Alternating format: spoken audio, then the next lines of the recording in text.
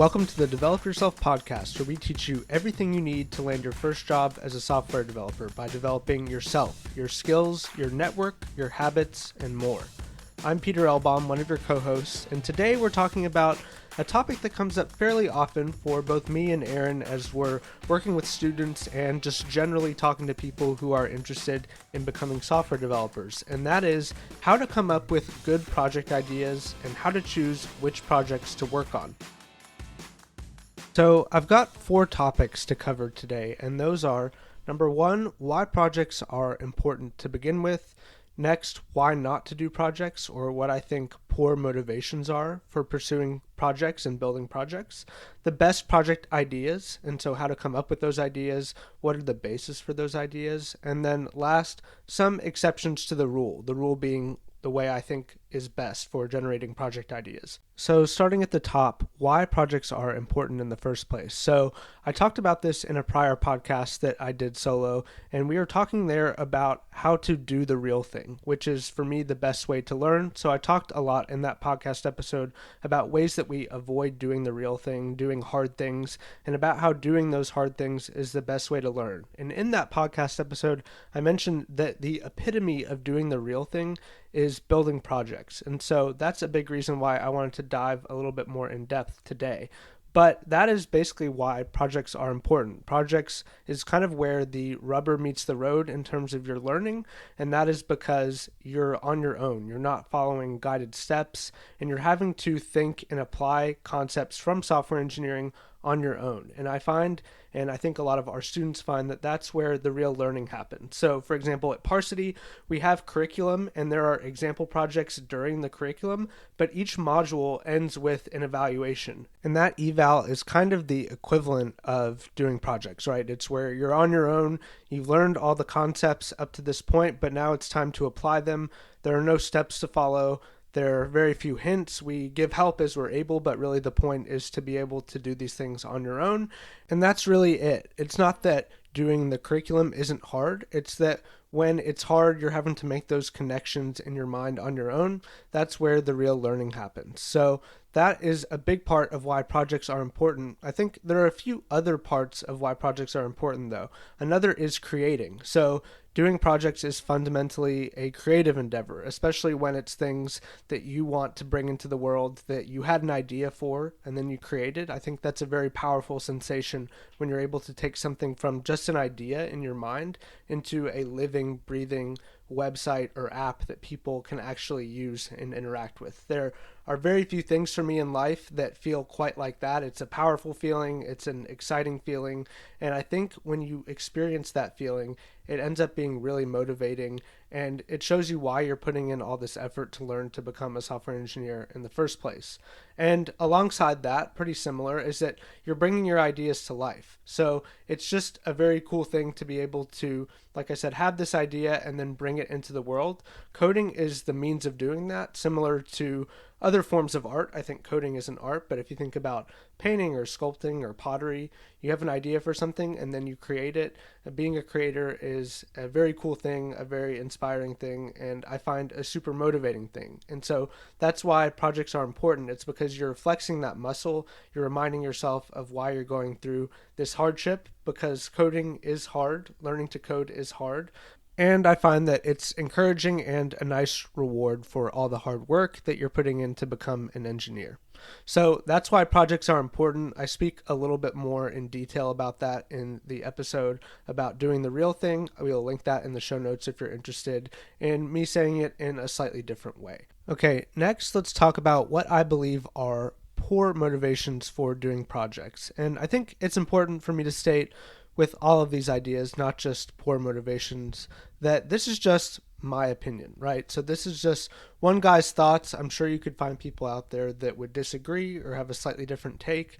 And so I just wanted to give a little bit of a grain of salt because I could totally see people disagreeing with some of what I'm about to say or all of what I say here. So just take that with a grain of salt and keep it in mind as we're discussing these things. But okay, with that said, I think the number one poor motivation that I've seen both in myself and others for doing projects is doing it simply to check a box. And usually that box is trying to get a job, right? So people will build projects, people will put a portfolio together, but it's really just for the sake of potential employers, right? It's this thinking that, well, I need to have a few things to show, so I'll put a few projects maybe from boot camp up there. I'll put my final project and we're good to go. Maybe I'll build one more and that's kind of it.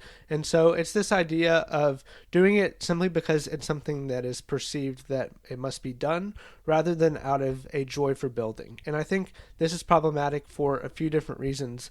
Number one, you end up having similar projects to everyone else, right? Because if you go through a boot camp, we all know everyone's doing the same curriculum. And so the risk is that it's hard to differentiate yourself because you're building projects that everyone else has.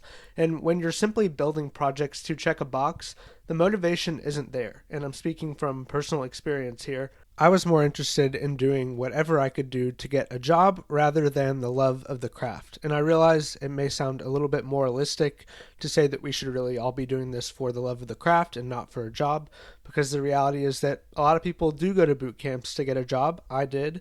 I believe most of our students do. But I think the thing is that when you're doing it simply for box checking or to impress a potential employer, I think it ends up feeling hard and it ends up feeling like homework. And I don't think anyone has ever really been excited to do homework or to do arbitrary things just for the sake of doing them. I know I struggle to do things that I'm not excited to do. And so my point with all of this is really to dig deep, dig into that part of you that is excited about coding. And if you're building from a place of excitement, from a place of wanting to bring your ideas into the world, I find that number one, it's a lot easier to do the projects. And number two, the ideas end up being better because you end up trying to solve real problems or make your life better in some way. And we'll get to that in a second. But basically, the ideas are more innovative. You're more likely to want to do them because you're excited about them. And they end up being more impressive because you're more likely to want to do projects. And then you end up with projects that are different from the ones that everyone else from your boot camp has. So basically, my point with all this is to examine yourself, examine your motivation for really coding in general, but especially doing projects since we're speaking specifically about that, and try and figure out how you can make it more fun for yourself, how you can make it more exciting for yourself, and how to come up with ideas that are going to be really engaging for you to work on. And that brings us to our next point, which is what are the best ideas for coding projects and how do you come up with them? And if you're familiar with our podcast or maybe my YouTube channel, this advice will not be surprising to you. I've hinted at it a little bit, even just in this podcast episode. And my number one criteria for choosing a project to build for really anyone, students or otherwise, is that it solve a problem for you or someone who is close to you. And this criteria is even literally in our guidelines for final projects for students at Parsity because I think it's that powerful. And there's a few different reasons why it's powerful. Number one is it's motivating. So when you're solving a real problem for you or for someone else and your code is making your life better or their life better, it's incredibly motivating. And when something is motivating, it means you're a lot more likely to do it. And you'll notice if you've been paying attention during this podcast, I keep coming back to motivation. And I think motivation is incredibly powerful and important, especially when learning to code, because as I mentioned, learning to code is hard. And so there's a lot of discouraging things that tend to be kind of baked into the experience. So the more that you can find things that are motivating, the more likely you are to continue. And it's all about continuing. It's all about not quitting and not giving up. Aaron also talks about this a lot, but the longer you keep going, the more likely you are to actually acquire the skills. And so I think this is an underrated but very important aspect of learning to code in general and also building projects. So I think ultimately the best project is a project that you're excited to work on. But the question is how to start. And this question also comes up a lot with students. My answer to this is to start small with what's called an MVP. That stands for minimum viable product in tech. And the idea behind an MVP is that you're starting with the smallest possible scope to accomplish whatever the objective is or to provide value. And so the opposite of this would be to be really ambitious, which I don't recommend. I'm thinking now of this time I helped out with a hackathon at Duke, and a student came up to me, and they basically were asking a question where they wanted to know how to re-implement a version of Uber and kind of tweak it for a specific use case. And I thought, whoa, let's slow down here. Uber is, of course, a huge company. It's publicly traded now. They have thousands of engineers. But I think it's easy to look at an app and kind of think to yourself that, oh, this would be simple enough, right? And I think if engineers are doing a good job, a complex app looks simple on the front end. But the reality behind a lot of the apps we use every day is that they are very, very complex. And so I think it is potentially overambitious to think I'm just going to implement a version of some app that I know. I would encourage people in general to start much, much smaller. Start with that MVP idea and figure out what the smallest possible scope is to solve your problem and do that. Speaking of motivation again, it's important to start small because it's very easy to bite off more than you can chew. And when you do that and you realize that you have a big old mountain to climb, it's easy to get discouraged. So let me share with you an example. I was working with a student a few weeks ago, and this person wanted to build projects outside of our regular curriculum to reinforce the concepts that this person was learning. And I thought, of course, that's a great idea because I'm a big believer in doing the real thing, and building projects is doing the real thing. And so this person had this problem in their life, and I shared the normal advice of solve a problem for you or for people in your life. And this person had this problem in their life where they had roommates, and the roommates had together decided to adopt a dog, but they had a hard time communicating who had fed the dog. And so basically they would be in the group text, maybe someone would miss a text, and the dog would end up getting fed more than once per day. Now, of course, the dog's loving it, but they are running out of food, food's expensive, and they're all sharing this responsibility. And so they wanted an easier way to figure out, hey, who has fed the dog today? Now, at this point, we were learning React, and so I encouraged the student to start small. So, of course, the tendency is to start big and think about, database and how do we track all of this stuff and having a lot of data. And I encouraged the student, hey, what is the smallest thing to solve this problem? Maybe it is a web app that's shared where we find a way to store data, but basically you go in there, you click a button that says, hey, I fed the dog today. And then maybe other people can go on and say, yes, the dog's been fed, and figure that out. Or if they're the person that fed the dog, maybe they can click the button and the message is, hey, the dog has been fed. Now, that's a fairly trivial example, but I think the point is that it's very easy to expand scope and be very ambitious, but I think it's important at the beginning to be unambitious. Another reason for doing an MVP rather than the biggest idea you can think of is once your project is done and out in the world, that is also motivating. So once you finish and ship something, that's encouraging. You feel confident. You feel like, hey, I got something done. I built it. I launched it. It's in the world.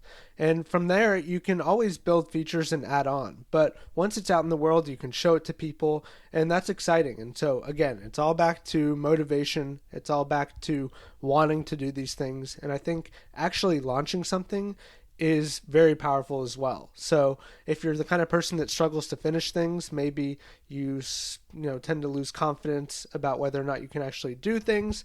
That's especially common in coding. I think people tend to have very long ideas lists that never get built, but once you actually do something and launch it, then you can go from there. So that's yet another reason for going small at the beginning and building an MVP. So that is what I believe is the best motivation for building projects. The best project generation idea framework is solving real problems for yourself or people who you are close to. Another quick example here. So I talk about this one a lot. I mentioned it in passing in our last episode where we talked about doing the real thing.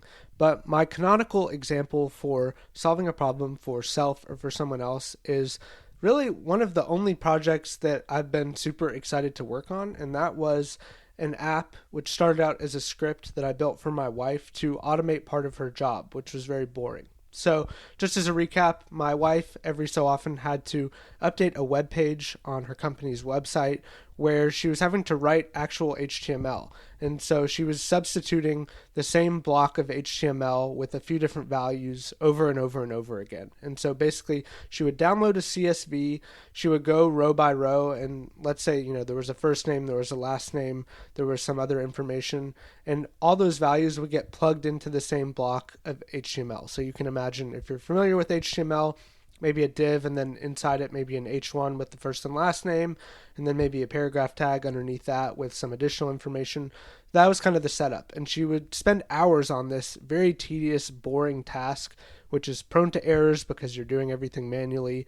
And I saw her doing this over time. And whenever you see somebody doing something in their life, or you are doing something in your life that is boring and also systematic, so predictable, that is a very good candidate for code to do it for you. And in fact, there are people all over. There's tons of Reddit forums and threads and videos on YouTube of people who have managed to automate whole jobs away, automate their job away, and basically go and do whatever they want. So my brother-in-law, for example, knew somebody who had managed to script his job with Python and worked from home, and so he was basically able to go out and go skiing because he lived in Colorado. Now, there are some other things that come along with that, maybe morally, that we could talk about, but it's a bit outside of our scope here. The point is that whenever you see things that are boring and repetitive and rote, those are good candidates for automation. And so I built my wife this script in Node.js that basically took in a CSV and converted it to HTML. And that worked fine for a while. It was just a file on my local machine, and she would send me the CSVs, and I would take them and crunch them and send them back to her attached to an email. But over time, I realized there's more I could do here. And so there are always levels to things, right? You can always add features. And so I decided it was time for another feature. And so what I did is that I used the part of Express.js that allows you to render templates. So I was building basically a full stack Node app. And I built a little front end, very simple, very ugly, no styling whatsoever, that was basically just a title of the web page and an input to upload documents. And so what this app does is allows her to go on, she uploads her CSV, and then it comes back to her as a download, usually in a zip file, in the form of the necessary HTML files, which she's able to then open, copy and paste right into her company's webpage. So this little script that took me maybe a couple hours in total saves her 2 to 3 hours every other week. So call it 5 to 6 hours a month. And for me, that is by far the most fun thing I've ever built. And I have a few different points with that. One is that it reinforces my main idea and framework of solving problems for yourself or other people. And also it shows that these ideas don't have to be groundbreaking, right? They can be pretty simple. This was a simple idea. I didn't spend a ton of time on it. And it might be a little bit hard to demo to a potential employer, but you can always make a loom. And regardless, I had a lot of fun building it, and it's opened me up to more ideas that are fairly similar. What are things in my own life that I can automate or solve?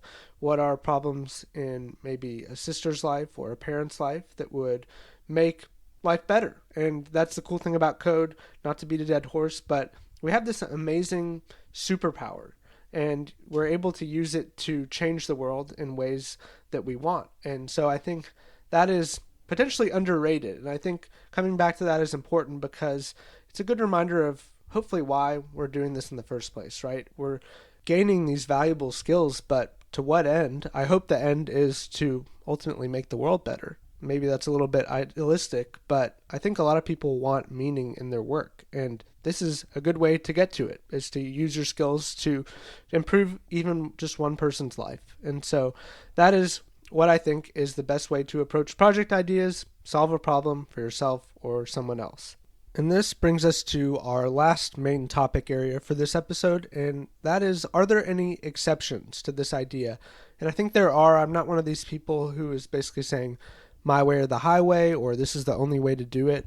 I think there are certainly other approaches and reasons and situations where you wouldn't want to only focus on building something that solves a problem. And the first of those is if you're just trying out a technology. So, for example, I'm pretty interested in Golang, and if I were to download Golang and start to play around with it, I wouldn't necessarily want to build a whole project or necessarily go through the effort of brainstorming and figuring out, okay, what are problems I have in my life or someone else has that I can build something for. Maybe you just want to build something simple. And that's a reason why the to-do list is pretty trite, pretty done before, but it's something simple, right? It's a go-to example. Same thing with blogs. It's pretty straightforward to build a blog, and that's a very normal vanilla example. But there are times when you would want to do that, and that would be perfectly fine. I think for myself, if I were to go try out a new language, doing something simple like a to-do list is a perfectly good way of getting a sense of what the features of the language are, how things kind of fit together. And I think that's totally fine. You don't always have to be building something that is solving a problem or is necessarily super ambitious in that way. Another exception, and this might sound like a contradiction to what I said before about not simply checking boxes, but I'll explain a little bit. I think another exception would be if you are pressed for time or money. And I'm thinking particularly here of people who are doing a coding boot camp. Maybe it's full time, maybe you've quit your job to do it, and maybe you have limited savings and you need to find a job fast. I think if that's you, then it's totally fine to maybe focus on one bigger project that can show off your skills rather than just continuing to build projects for fun on the side. I realize there are people that have families, there are people that are working full time, there are people who have limited runway, like I mentioned. And if that's you, then I think it's totally fine to focus on applying and finding jobs rather than building projects. I know that takes time, and a lot of people don't have the time, and the time is a luxury. And so I don't think that this necessarily applies for everybody. I realize it is a little bit idealistic to say what I've said about project ideas, but I think in the ideal sense, like ideally you'd be motivated to work on projects. Ideally they would be making your life better in some way or someone else's life better in some way. Ideally they'd have some kind of real world application, but I recognize that that's not necessarily going to be the case for everybody. So I did just want to mention that there are times when it makes sense to be more focused or to focus on something else like applying for jobs. So there are exceptions to this rule. I'm sure there are others. Those are the big two ones that come to my mind just off the top of my head. But I just wanted to be clear that I think there are exceptions, right? There are exceptions to every rule, and those certainly apply here. So those are really the big ideas. And one thing I wanted to close with and reiterate is that the best project is one that you're excited about. So you may have a project idea that maybe it's not really solving a real problem, but you're just having fun with it. That's really the most important thing, is that you're excited about whatever you're building, because if you're excited about it, you will be more likely to work on it. And when you're having fun, you're more likely to keep going. And that is what it's all about. So keep that in mind, and I hope you find this helpful as you're considering what you might build yourself. That's all for today. Thanks so much for tuning in. Some shameless plugs before we go. Parsity is at parsity.io. That's parsity.io. And as always, my YouTube channel is at youtube.com/Peter Elbaum, where I make videos about software engineering and self-employment. So if you like this podcast, then you'd probably like a lot of the videos on my channel. So feel free to check that out. Regardless, thanks so much for being here with us, and we will look forward to seeing you in the next one. Bye.